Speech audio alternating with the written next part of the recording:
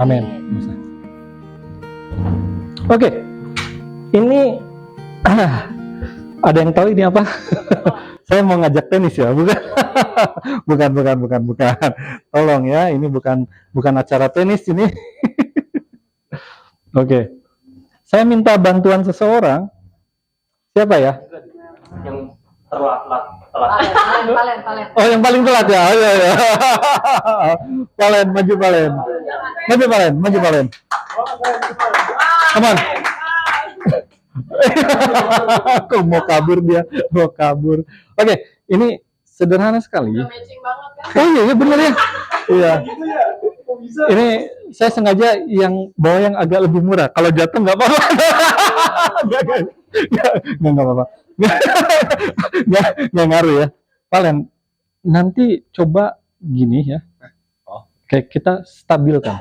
Tapi saya mau bisikin sesuatu sama Valen sebelum diitin. Ini fokusnya ke sini ya. Oke, cobain. Siap, pegang dulu. Coba, gimana? Sini. Lagi. Berapa kali? Coba aja sebisanya. Apa? udah tegang duluan dia. tegang dia. Oh.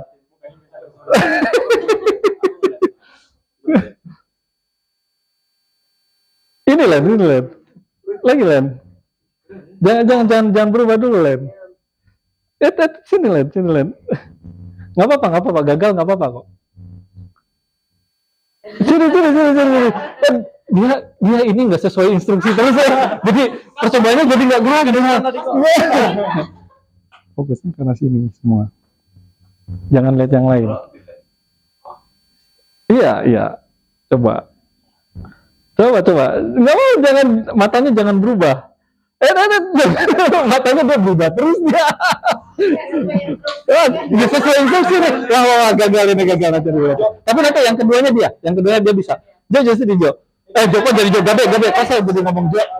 Gabe. Nanti setelah ini valid lagi. Kayak tadi. Tapi fokus, coba arahinnya ke sini. Oke? Matanya ke situ. Oke, siap. 1, 2, 3. Nggak apa-apa kalau jatuh nggak apa-apa. Susah ya. Coba Valen sini sekarang Valen. Sekarang kayak tadi Len, berarti kan udah tahu rumusnya. Sini Len. rumusnya. Ada rumusnya. Enggak. Tuh, malah juga. Sekarang fokusnya ke sini Len. Oke, iya. Oke, kayak yang di awal. Sok, cobain. Disimbangin coba. Iya. Kok dia jadi gagal? Padahal tadi berhasil ya. Ini gimana nih percobanya?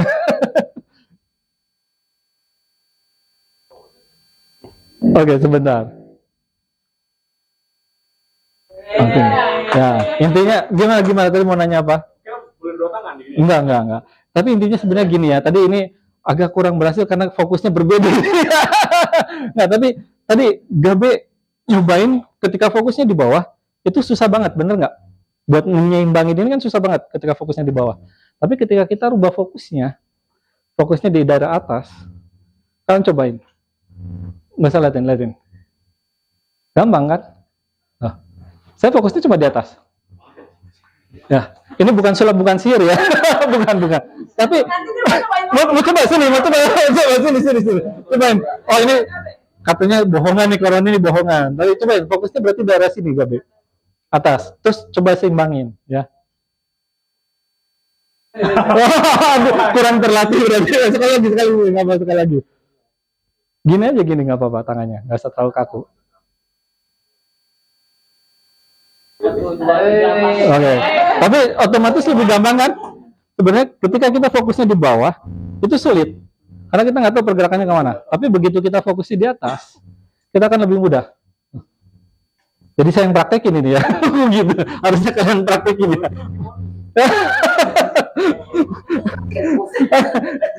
ini lagi ngomongin apa ya? Tapi nanti. Satu hal lagi. Saya di sini punya banyak apa namanya, spidol, dan spidolnya warna-warni. Tadi yang gagal siapa ya? Noel aja lah, belum dia. Nah. Come on, maju Noel. Oke. Tenang, nggak akan kenapa-napa. Oke. Ada apa itu ya? Dengan muka ya. Oke. Nih, Noel di sini liatin, Noel banyak sekali warna-warna ya. Ada hijau tua, hijau muda, biru muda. Nah, sekarang liatin semua warna.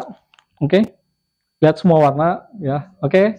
Nanti saya akan lempar ini ke Noel, agak mundur sedikit boleh ya. Siap, nanti saya akan lempar. Coba tangkap salah satu warna nanti yang saya sebutin ya. Nanti saya akan hitung 1, 2, 3. Oke.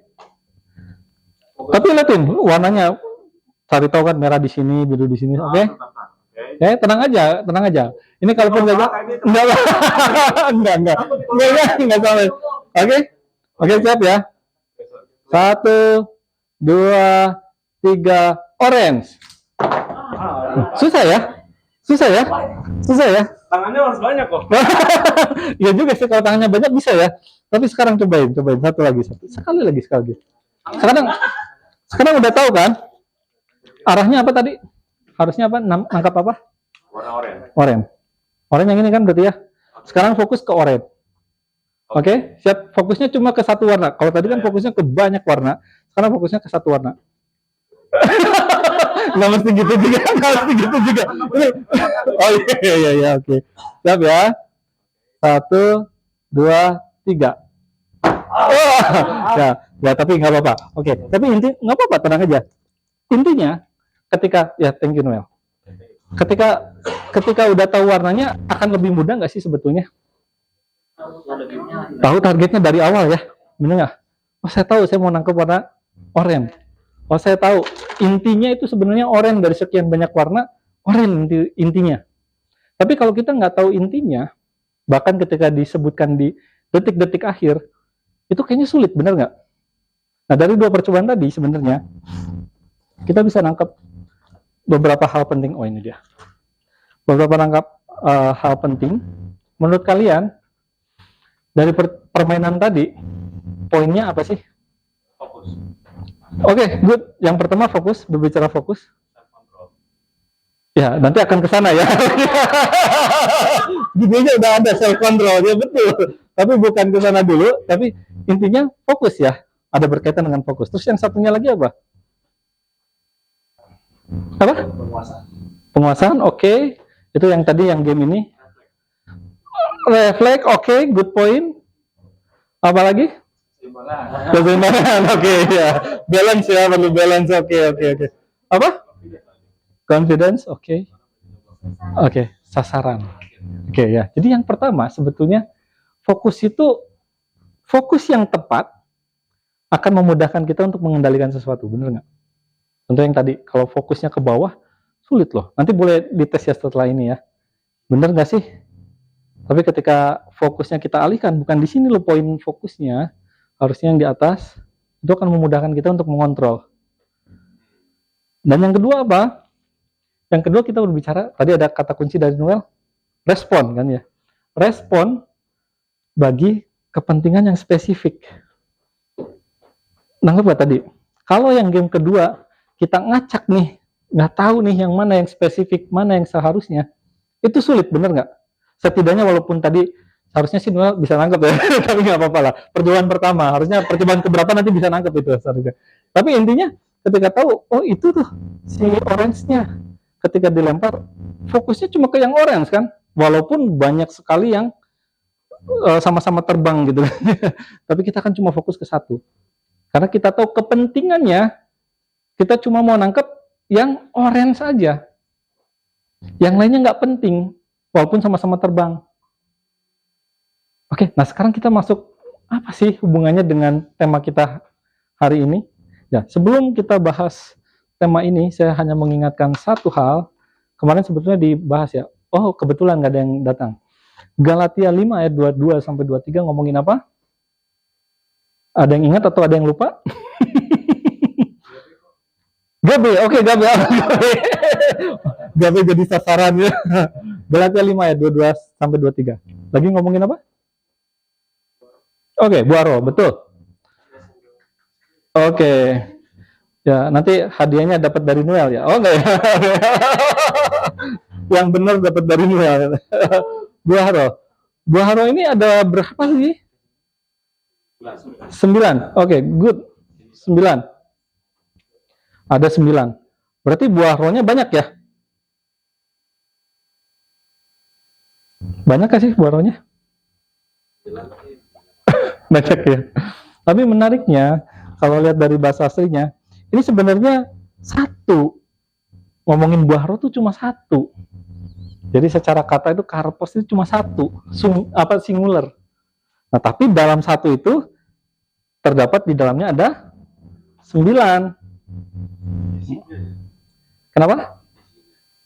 Ya lebih ke divisi menurut saya akan lebih tepat dalemannya lah ya, isinya itu ya apa ya. Kalau divisi kan terbagi ini ya, tapi ini dalamnya gitu. Isinya itu buah roh itu ya 9 ini. Bakso beranak lah, boleh lah, oke lah, masih oke lah ya, pakai analogi bakso beranak gitu ya. Satu bakso di dalamnya ada bakso-bakso lainnya gitu kan. Oke. Nah, sekarang yang kita mau bahas tentang apa sih? Ada yang ingat judul kita hari ini apa? Self control. Self control berarti ngomongin apa? Bahasa Sundanya apa? Bahasa Sundanya maksudnya. Buah roh juga, saya ngambilnya dari buah roh. Apa kira-kira? Ya, penguasaan diri atau pengendalian diri ya. Oke, good.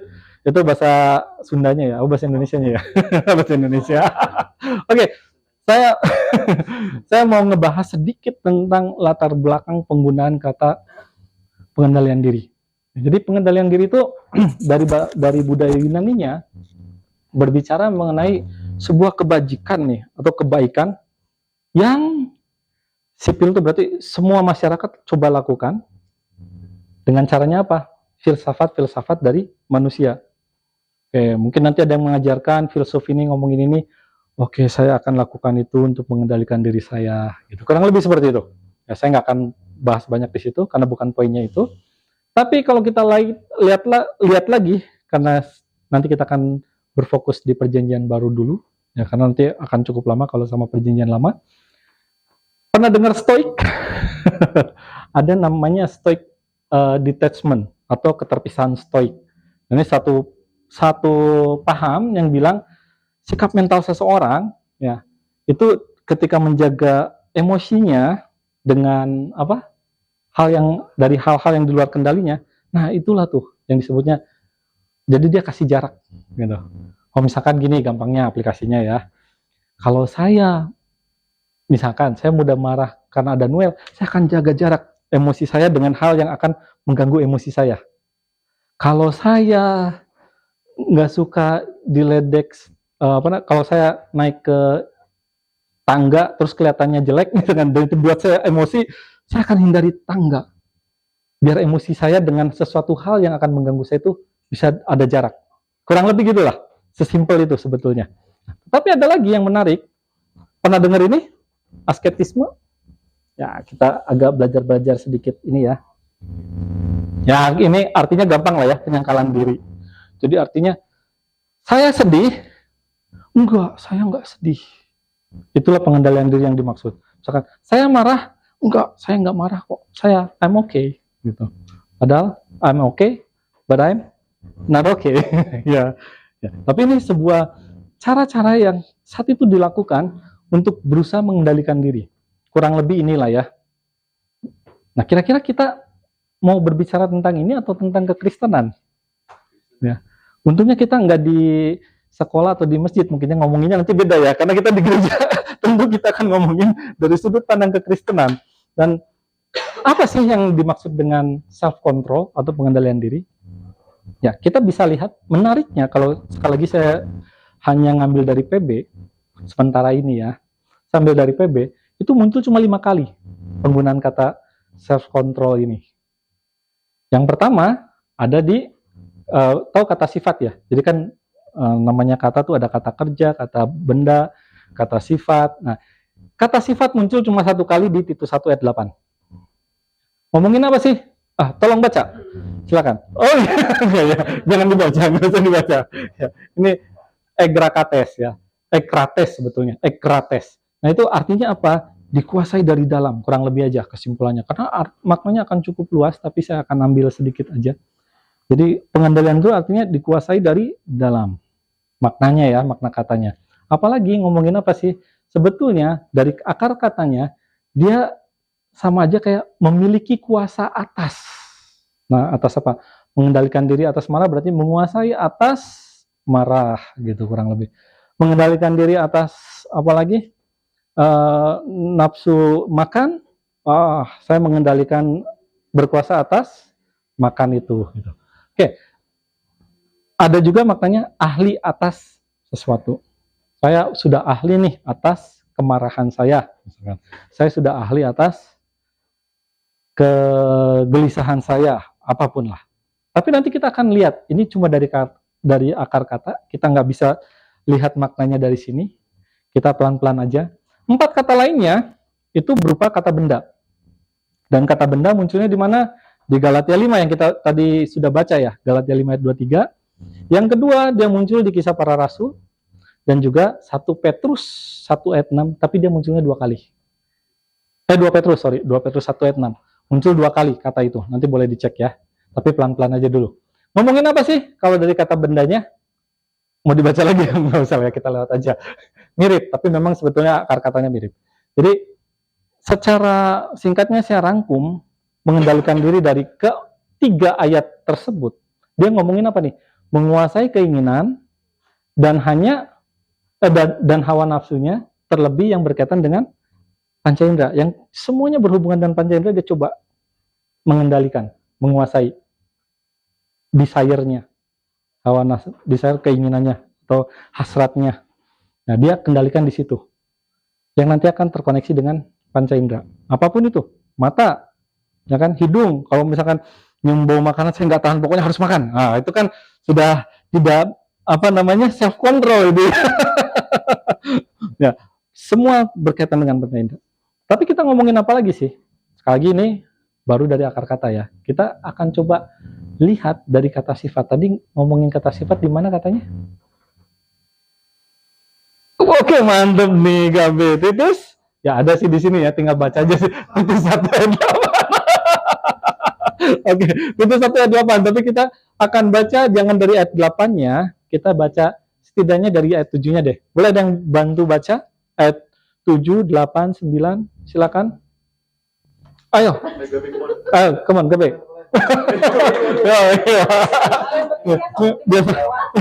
Biasa saling ini ya. Oke, come on. Sebab sebagai pengatur rumah, Allah seorang pemilik jemaat harus tidak angkuh, bukan pemarah, bukan peminum, bukan pemarah, tidak serakah. Oke, lanjut. Suka memberi tumpangan, suka akan yang baik. Yang kurungnya nggak usah dibaca ya. Bijaksana, dia saleh dapat menguasai diri. Dan berpegang kepada perkataan yang benar yang sesuai dengan ajaran yang sehat supaya sanggup menasihati orang berdasarkan ajaran itu dan sanggup meyakinkan penentangnya. Oke, menarik ini sebetulnya. Kalau kita bahas ayat 1 ayat 8, ini nggak bisa terpisah dari yang namanya pernah dengar kualifikasi pemimpin, kualifikasi rohani, kualifikasi apapun lah ya. Pernah dengar nggak? Ya salah satunya kita akan belajar dari Titus sebetulnya. Dan salah satu kualifikasi yang dicatat adalah mengenai menguasai diri ya. Ya, ini ada catatannya nggak? Saya lupa. Oke, saya bahas di sini aja. Jadi ayat 7 ini ngomongin apa sih? Oke, ada deh, sebentar. Saya nyatet deh ini. Oke, konteksnya bahwa Titus 1 ayat 7 itu ngomongin ini kualifikasi seorang leader. Ya, gitu. Ini ada kualifikasi ini seorang leader. Jadi seorang leader itu intinya perlu hidup di dalam kebenaran dan above reproach atau di atas rata-rata dong. Jangan kayak orang biasa-biasa aja, tapi above reproach. Nah, apa yang dimaksud? Pengendalian diri, saya akan langsung masuk ke pengendalian diri. Pengendalian diri menggambarkan seseorang yang menguasai keinginan, emosi, dan kebiasaan pribadinya. Nanti kita akan balik dulu sebentar ke ayatnya. Dan yang kedua ngomongin ini bukan cuma ngomongin mengendalikan temperamen. Biasanya orang fokus pengendalian diri hanya temperamen aja. Misalkan kemarahan, terus kesedihan, apalagi temperamen. Tapi ya, misalnya terlalu, ya boleh lah, excited, gimana kita mengurangi excitement kita gitu ya, kebersemangatan kita. Tapi bukan hanya itu ternyata, ini bukan ngomongin itu, tetapi sebuah pengelolaan batin yang membawa kepada sebuah pemikiran, sebuah kasih, tapi nih harus di belakangnya terus ada tuh, di bawah tatanan ilahi. Jadi artinya ini semua dalam gampangnya in Christ, harus in Christ. Nah itu yang akan menjadi pembeda. Tadi kan saya suguhkan di awal pemikiran-pemikiran saat itu tentang bagaimana mengendalikan diri. Kita akan coba masuk pelan-pelan bagaimana sebetulnya Alkitab ngomongin pengendalian diri itu. Nah kalau kita lihat balik lagi di ayat ini menarik ya. Ini kualifikasinya kan di ayat 8 ya. Selain nanti ada masuk 9. Tapi saya akan fokus di ayat 8 aja. Yang pertama ngomongin apa nih? Memberi tumpangan, suka akan yang baik. Ini sebenarnya kualifikasi yang bersifat relasional. Benar nggak? Kalau yang baik kan harus ada, tanda kutip harus ada objeknya, benar kan? Saya baik sama siapa, gitu kan? Terus saya memberi tumpangan, nggak mungkin sama, nggak ada, gitu. Nanti yang numpang pocong, gitu kan? Nggak gitu ya. Tapi artinya ini berbicara mengenai satu hubungan dengan hubungan sesama, yang berarti kita ngomongin relasional nih ya. Kualifikasi itu berkaitan juga dengan relasional. Dan yang kedua, kalau udah ngomongin bijaksana, adil, dan salah itu inner kan? Atau gampangnya ini ngomongin moralitas, tapi kualitas dari sang leader itu nih. Ya. Dan yang kalau kita mau ngomongin ini, bagaimana menguasai diri, itu menerapkan keduanya. Bijak, nanti pelan-pelan ya. Makanya kita pelan-pelan aja. Pelan-pelan aja. Adil itu seperti apa? Kita berbuat baik ke orang itu seperti apa? Itu perlu ada sense dari pengendalian diri itu sendiri. Halo Noel, silakan. Ya. Jadi tenang, kita pelan-pelan. Makanya perspektifnya kita akan coba lengkapi. Ini udah ya. Oke. Kita masuk ke ayat kedua ya. Depan aja Noel, nggak apa-apa, aman. Come on. Ya. Noel, oh ini Noel juga sebenarnya. Trio Noel. Nanti kita bikin trio di sini ya, trio Noel. Kalau sebelumnya trio kwek-kwek, ini trio Noel gitu. Oke. Kita akan coba bahas dari Kisah Rasul 24. Ya. Ini ngomongin, nah ini coba tolong baca deh 24-nya dari Kisah Rasul 24 ayat 24-nya gitu. Kisah Rasul 24 ayat 24. Ini harusnya jangan muncul dulu ya. Sini dulu lah. Oke.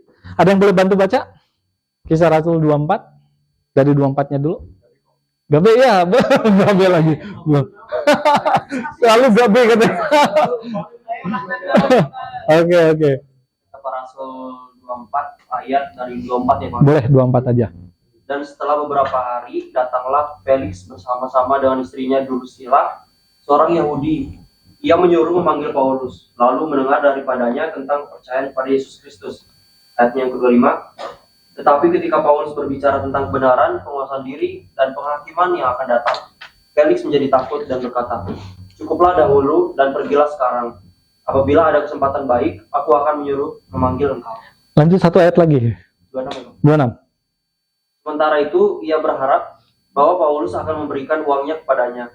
Karena itu, ia sering memanggilnya untuk bercakap-cakap dengan dia. Oke, perhatiin baik-baik ya itu ayatnya ya. Jadi pertama ada setting, ada siapa sih?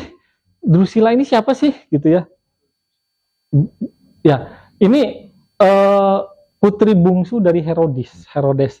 Ya, Agripa I. Ya, nanti mungkin kalau sejarah Noel boleh lah. Enggak ya? Drusilla ya harusnya ya. Benar nggak? Drusilla ya? Hah? Oh, itunya ya. Oh iya. Betul. Ya. dari Agripa 1, ya intinya saudaranya dari Agripa 2. Nah, yang menariknya ini istri ketiga dari Felix. Tadi disebutkan ya nama Felixnya ya, gitu ya. Disebut dari Azizus, Raja Emesa. Ya, ini menurut tulisan Josephus, ya. Oke. Jadi settingnya berarti dia bukan orang ecek-ecek lah ya, gitu ya. Bukan orang ecek-ecek ya. Felix ini kan tadi yang disebutkan kan Felix ya di 24-nya ya, 25-nya. Nah, terus ngomongin apa sih? Tadi teman-teman udah baca tuh. Motivasinya apa? Tadi udah dibaca dari ayat 25 sampai 26. Memberikan uang. Ujung-ujungnya duit ya, UUD tuh ternyata tuh. Ya. UUD ujung-ujungnya duit. Ternyata Felix ini manggil Paulus buat apa? Urusannya sebenarnya duit juga sih. Selain walaupun di awalnya ngomong ini ada rasa penasaran tentang kebenaran. Tapi ada motivasi lain ternyata ngomongin duit juga. Biar minta disogok lah intinya gitu lah ya kalau bahasanya sekarang. Nah, terus salah. Terus ngomongin apa sih? Yang kita balik lagi ke pengendalian diri. Di situ dari 25 ya 25 ya betul. Dari 25 itu disebutkan Paulus membahas mengenai pengendalian diri. Benar nggak? Boleh coba diulang di 25 awal. Ngomongin apa aja yang dibahas katanya? Kebenaran. Benar nggak? Kebenaran, penguasaan diri, dan penghakiman yang akan datang. 3 hal penting ya. Kebenaran, penguasaan diri, dan penghakiman yang akan datang. Jadi simpelnya, ya kita coba saya akan rangkum dengan simpel. Kebenarannya berarti kebenaran, pokoknya kebenaran nih ya Paulus sampaikan. Tapi yang kedua ngomongin apa? Pengendalian diri. Terus yang ketiga baru ngomongin penghakiman yang akan datang. Jadi ngomongin apa yang sudah terjadi ini yang kebenarannya seperti ini. Dan bagaimana hidup di dalam kebenaran itu. Pengendalian dirinya tuh ya. Artinya how to-nya ya, menjadi orang benar itu seperti apa. Dan yang terakhir ngomongin ada harapan di masa yang akan datang. Nah, tetapi kalau kita kembali fokus ke pengendalian diri, berarti lagi ngomongin apa sih? Kalau how to-nya ngomongin apa sih? Action yang bersifat moralitas dan etika. Di sini ada kan? Ya. Nah, kenapa dia nggak mau dengar lagi? Makanya di situ di ayat 25b-nya ngomong apa? Nggak tahan kan yang ngomongnya? Nggak tahan dia. Iya, takut dia. Tentang kebenaran yang Paulus coba sampaikan. Dan bagaimana hidup benar. Dan dari apa yang dia dapati ternyata ada motivasi lain nih, gitu kan. Motivasinya UUD nih, gitu. Oke, kita tangkap dulu di Kisah Rasul ya. Kita akan coba masuk lagi 2 Petrus. Ini yang muncul 2 kali nih ya. Oke, 2 Petrus 1 ayat 2 Petrus 1 ayat 6. Boleh tolong dibaca? Valen. Ya. Gabe senang sekali. Oke. Apa? 2 Petrus 1 ayat. Ya. 2 kali aku bacanya. Enggak, sekali. Enggak, cuma itu muncul kata pengendalian diri itu 2 kali. Penguasaan diri, ketekunan, dan kepada ketekunan dan Oke. Penguasaan diri. Kok beda? Alkitabnya beda jangan-jangan. Alkitabnya beda ya. Saya tadi minum jadi nggak nge, tapi saya juga nggak nge sebenarnya. Oke. Ya. Tapi tadi ada pengendalian diri kepada apa? Pengetahuan kepada penguasaan diri, terus penguasaan diri, ketekunan, ketekunan baru kesalehan ya. Jadi kalau lihat ini kayak kalau kita anggap ini kayak step ya, kayak tangga ya, benar nggak? Dari pengetahuan ada penguasaan diri, setelah penguasaan diri ada apa katanya? Ketekunan. Setelah ketekunan ada baru kesalehan. Sebuah progres ya. Jadi artinya ini sebetulnya seharusnya menjadi sebuah tanggapan orang-orang yang percaya terhadap kasih karunia dan janji Allah. Nanti boleh baca ayat sebelumnya. Ya. Ini kan yang kita baca ayat 6, tapi kalau kita baca ayat 3-4-nya ngomongin apa? Boleh dibaca? Silakan. 2 Petrus 1 ayat 3 sampai 4. Valen. Nggak salah baca kali ini, nggak salah baca. Oke.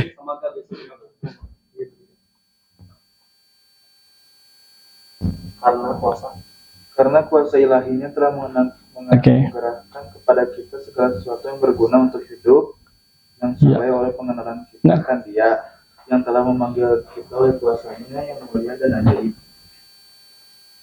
Hidup. Dengan jalan itu ia telah menganugerahkan kita janji-janji yang berharga dan yang sangat besar, supaya olehnya kamu boleh mengambil bagian dalam kodrat ilahi dan luput dari hawa nafsu duniawi yang membinasakannya. Oke.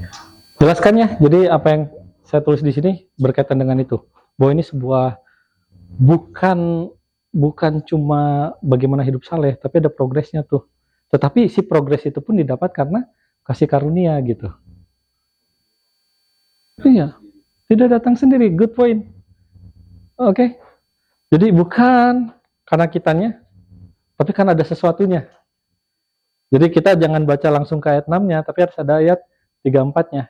Jelas kan bahwa semuanya ini tanggapan dari kita terhadap kasih karunia itu. Kalau kita tahu kita dapat kasih karunia, kita nggak bisa diem-diem aja. Harus punya respon. Nah, balik lagi tadi respon kan ya. Nah, kata kuncinya kan respon salah satunya. Nah, ini pun berbicara mengenai ketekunan kan. Kalau kita mengendalikan diri akan menuju kepada sebuah tadi di ayat 6 apa? Di ayat 6 sebelum kesalehan. Ketekunan. Ya. Jadi ini perlu dilakukan secara tekun dan ini juga akan membawa kepada ketekunan, tetapi juga ini mengenai bagaimana Kristus itu sebagai pengakuan kita sebagai Kristus sebagai juru selamat kita. Iya, betul. Kalau kita mengakui Kristus adalah Tuhan dan juru selamat kita, satu-satunya, cukup sampai situ. Kita masih dikasih nafas, berarti harus ada yang kita lakukan, yaitu bertumbuh dan berkembang. Oke? Ya, ini bersifat eskatologis, artinya ada satu harapan, kan tadi ngomongin janji-janji, tapi juga berbicara juga moralitas. Oke? Nah, moralitas yang seperti ini semuanya terkait nanti akhirnya. Oh, ini tadi udah dibahas ya sebetulnya. Sebagai tangga pertumbuhan secara ilahi, ya akhirnya menjadi seorang yang dewasa rohani. Itu kan kesalehan itu kan. Ya. Oke, kita ayat terakhir biar kita lengkap. Galatia 5 ayat 23. Ngomongin apa sih? Buah roh. Tapi sebelumnya kalau kita baca di ayat 20 di ayat saya lupa ya. Mungkin 17 ya. 17 18 setidaknya 19 20 itu menggambarkan. Ngomongin apa sih itu? Gak usah terlalu detail. Ngomongin apa sih? Sebab keinginan daging. Itu dia. Sebab keinginan daging. Jadi sebelum ngomongin buah roh, ada yang diomongin dulu nih. Ada hal-hal yang sifatnya mudahnya kedagingan lah ya. Listnya apa? Ya baca aja sendiri tuh di situ tuh. Listnya banyak sekali. Terus ngomongin apa? Jadi artinya usaha manusia itu hanya menghasilkan sesuatu yang bersifat kedagingan. Iya? Bisa? Gimana?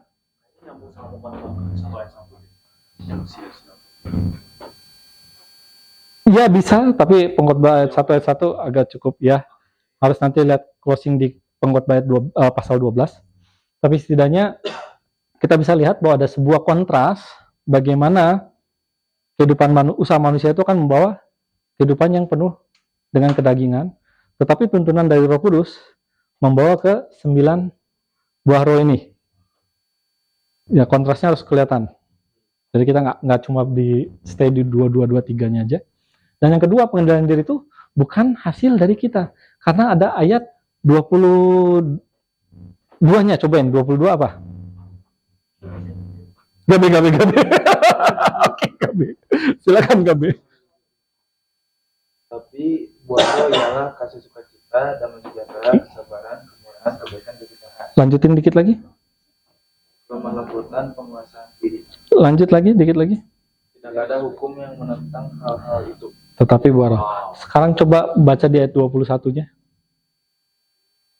Kedengkian, kemabukan, pesta pora, dan sebagainya. Terhadap semuanya itu ingatkan kamu. Oke. Sok.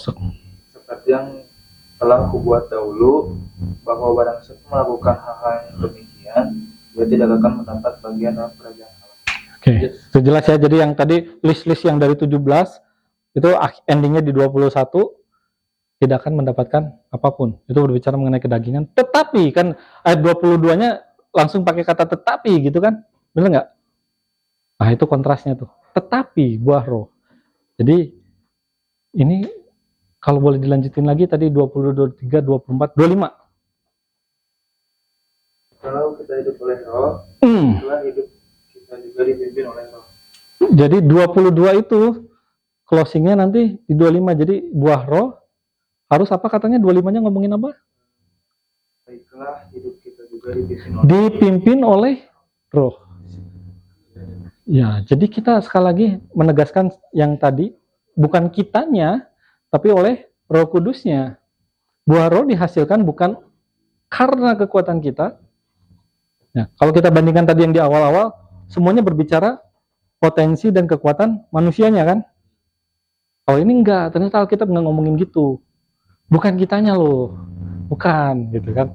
Nah, jadi puncak dari buah roh, di akhir buah roh itu ngomongin apa? Buah roh yang ke-9 apa? Pengendalian diri. Puncaknya ngomongin tentang kedewasaan. Coba kita bayangin, ketika kita mau mengimitasi Kristus atau berusaha mengikut Kristus sebagaimana Kristus hidup, apakah kita bisa dengan semena-mena hidup ini? Banyak hal yang harus kita kendalikan, benar nggak? Jadi pengendalian diri itu menunjukkan sebuah kedewasaan seseorang. Dan ini menariknya buah roh, saya yakin ditaruh di akhir itu sebagai puncaknya, ya kalau engkau dewasa, kendalikanlah dirimu. Dan kita ngomongin apa aja sih? Akhirnya, Galatia 5 pun harus dilihat di ayat 16-nya. Ngomongin apa? Coba boleh kita agak cukup banyak baca ayat ya kali ini ya. Galatia 5 ayat 16 ngomongin apa? Maksudku ialah hiduplah oleh roh, maka kamu tidak akan menurut keinginan daging. Jadi hanya hidup oleh karena roh, maka yang di list 17 sampai 21 itu kita bisa hindari. Hanya karena hidup oleh roh, di closing lagi nanti di ayat 25 dipimpin oleh roh. Jadi artinya kesemuanya itu, baik kita berusaha menghindari perbuatan daging dan berusaha hidup di dalam menghasilkan buah roh, hanya karena Roh Kudus ya. Closingnya jelas ya. Jadi mudah-mudahan bisa ngikutin alurnya tadi. Ya. Semuanya hanya karena roh. Nah, sekarang kita mau coba nanti ke depan di sesi berikutnya kita mau diskusi, tapi saya mau akan cepat aja. Penguasaan diri itu artinya yang sejati nggak bisa tanpa kita melibatkan Tuhan. Harus mau nggak mau kita harus libatkan Tuhan. Ya, kalau enggak nanti hasilnya yang di awal. Nanti kita akan komparasi ya. Kita akan komparasi, tapi di sesi diskusi. Jadi pengendalian diri juga berbicara mengenai penguasaan, sekali lagi bukan hanya yang bersifat temperamental, tetapi sebuah desire, sebuah keinginan, sebuah dorongan, yang seharusnya pengendalian itu membawa kepada satu pemikiran, satu dorongan yang hanya kepada Kristus. Membentuk sebuah kebiasaan juga yang mengarah kepada Kristus. Ya. Jadi sekali lagi hanya karena Roh Kudus, maka semua itu tuh keinginan, itu semua dorongan dan semua kebiasaan, bukan kita hanya yang jelek-jeleknya kita singkirkan, ya. Tetapi sekali lagi aktor utamanya bukan kita loh ya, aktor utamanya Roh Kudus, sampai semuanya itu kita arahkan kepada Kristus. Dan ini yang paling penting, ketika kita memiliki kapasitas ya, karena kasih karunia itu seharusnya itu membawa kepada kehidupan yang menuju kepada kekudusan. Ya, jadi kita bisa cek indikatornya sebetulnya sangat mudah. Apakah hidup kita sedang di dalam kekudusan atau tidak? Apakah kita sedang melakukan pelayanan yang efektif atau tidak? Itu indikator yang mudah sekali untuk kita bisa, oh ya saya sudah punya kapasitas ini belum ya? Ya. Tapi betul. Tapi sekali lagi ini semua berbicara mengenai, kita harus rangkul yang tadi di 2 Petrus ngomongin apa? step by step yang continue. Ketika kita titik ini, ya ini jadi titik starting awal kita, terus bertumbuh dan terus bertumbuh. Ya, bertumbuh dan berkembang. Pertumbuhan itu akan selalu terus. Ada seorang dosen kami menyebutkan, ketika kita menjadi orang tua, itu kita akan menjadi pembelajar seumur hidup. Karena anak kita kan usianya akan terus bertambah. Kalau anak kita mungkin usianya 1 tahun, kita akan belajar bagaimana merawat anak usia 1 tahun kan. That's it. Tapi masalahnya anak kita nggak akan jadi 1 tahun terus kan. Artinya ketika 2 tahun kita akan belajar bagaimana kita bisa merawat anak usia 2 tahun. Bagaimana ketika dia tumbuh 10 tahun, bagaimana kita bisa merawat anak usia 10 tahun. Dia udah mulai remaja. Bagaimana kita merawat anak remaja? Dia udah mulai dewasa. Bagaimana kita merawat anak yang umurnya dewasa? Makanya pembelajarannya akan seumur hidup. Bahkan ketika dia sudah menikah, bagaimana kita menjadi seorang orang tua yang memiliki anak yang sudah menikah? Pembelajarannya akan seumur hidup. Demikian juga seharusnya ketika kita masuk ke dalam pengenalan akan Allah. Seharusnya kedewasaan itu kan bertumbuh dong, dan harus terus berkembang. Makanya nggak akan pernah ada seseorang pun yang harusnya bilang saya cukup belajarnya, saya cukup pertumbuhannya sampai di sini. No, grow itu akan seumur hidup, berkembang itu akan seumur hidup. Oke, dan apa yang bisa kita pelajari lagi? Ya, penguasaan diri itu seharusnya menjadi sebuah defaultnya seseorang. Ya, kita diciptakan untuk melakukan pengelolaan, tapi pengelolaan itu harus berbicara pengelolaan yang dari dalam terlebih dahulu, baru kita bisa melakukan pengelolaan yang keluar. Bagaimana kita bisa mengendalikan dalam diri kita, baru kita bisa berusaha mengendalikan yang di luar. Jadi jangan berharap kita mampu mengendalikan banyak hal, melakukan pengelolaan di luar, tapi kita sendiri nggak bisa mengendalikan diri kita. Kita mau sesuatu di luar sana berhasil, tapi kita nggak disiplin. Kita mau di sana put respect on us, tapi ternyata hidup kita kacau balau. Kita mau mengharapkan mengajarkan orang untuk bersabar, ternyata kita pemarah. No, harus melakukan pengelolaan dari dalam untuk kita bisa melakukan pengelolaan keluar. Iya, betul, good. Stick on level-level yang harus kita jalani. Lakukan. Jadi pengendalian diri sejati itu sekali lagi hanya oleh karena kasih karunia, ini hanya review aja. Dan pengendalian diri juga perlu didasari dengan kepentingan yang jauh lebih besar. Ini poin yang paling penting. Coba kita baca 2 ayat terakhir ini.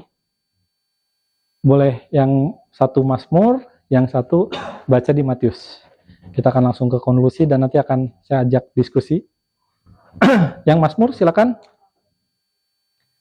Ya, silakan Om Noel lah, boleh lah. Baca yang mana? Ayo. Ayo. Oh, oke, sok Matius.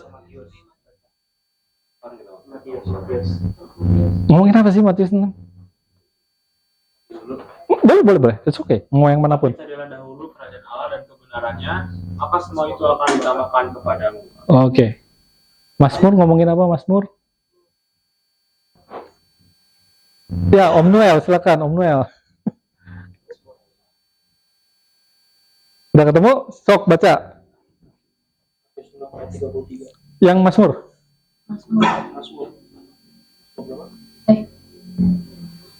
Mazmur 73, 2526.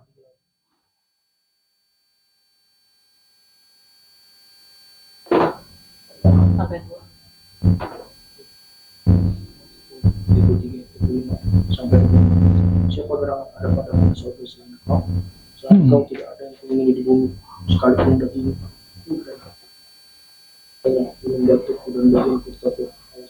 tetaplah Allah selama-lamanya.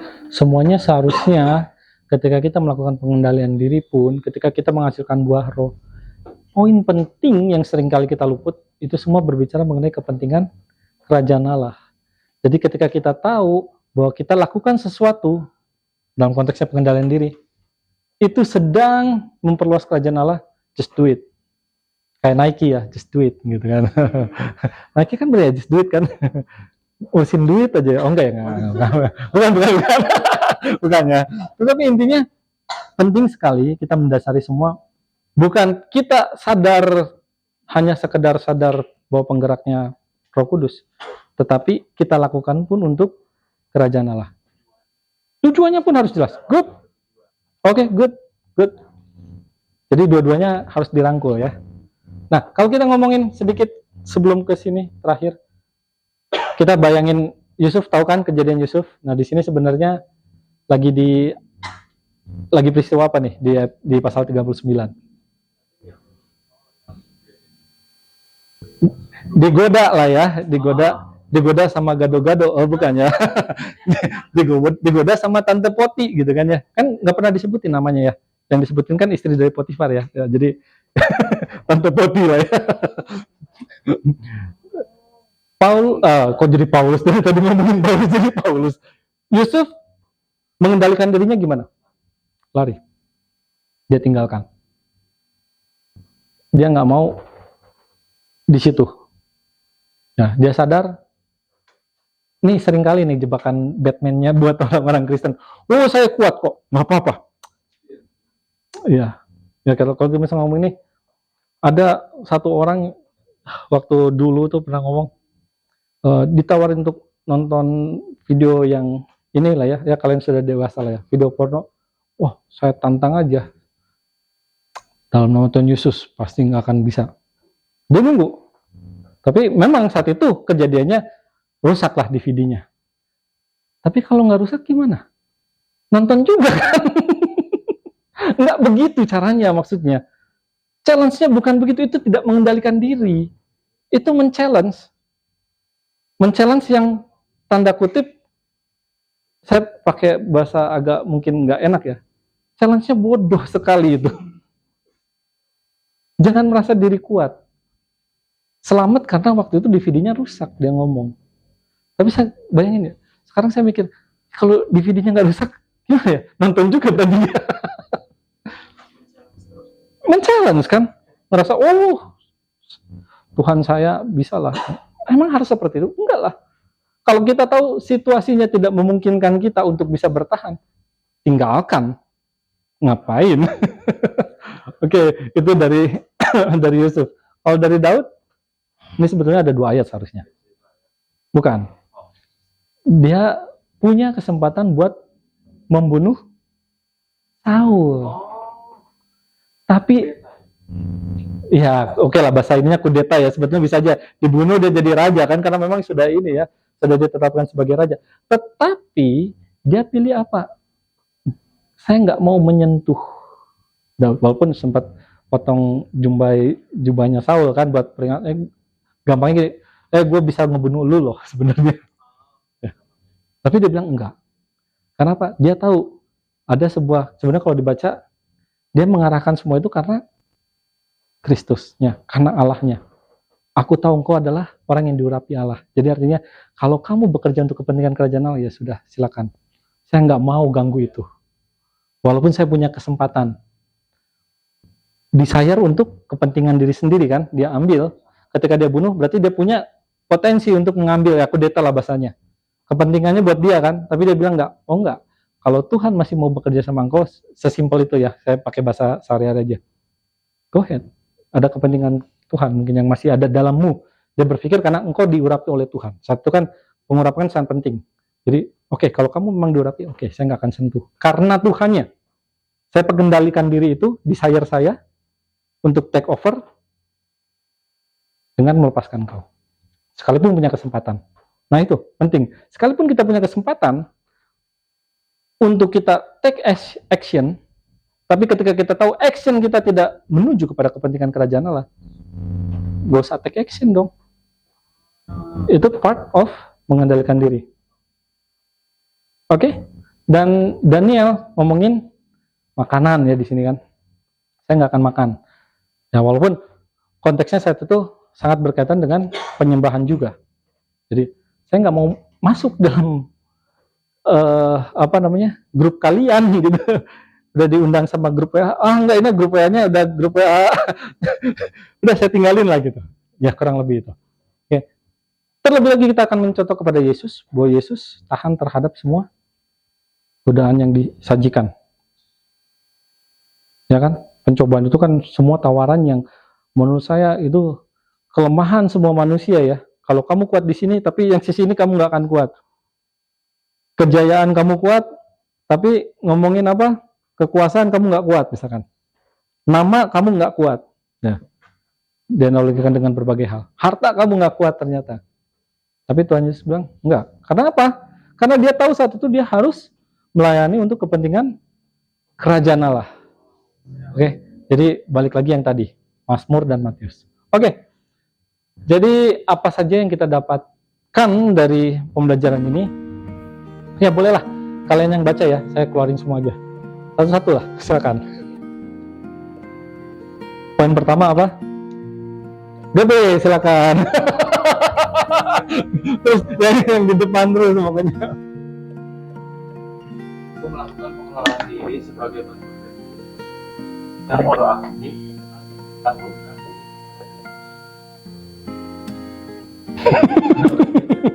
dan kalian sendiri tidak saling melakukan dan mengendalikan diri menjadi sarana kepada Kristus. Orang lain dengan tingkat kedewasa atau dengan berbagai bidang secara rohani. Oke, untuk kepentingan kerajaan Allah. Oke, sudah menangkap semuanya. Dan saya apa ya berikutnya? Saya lupa. Di sini, oh ya, ini diskusi sih. Ini nanti kita diskusi cepat aja. Tadinya saya pikir mau kelompok,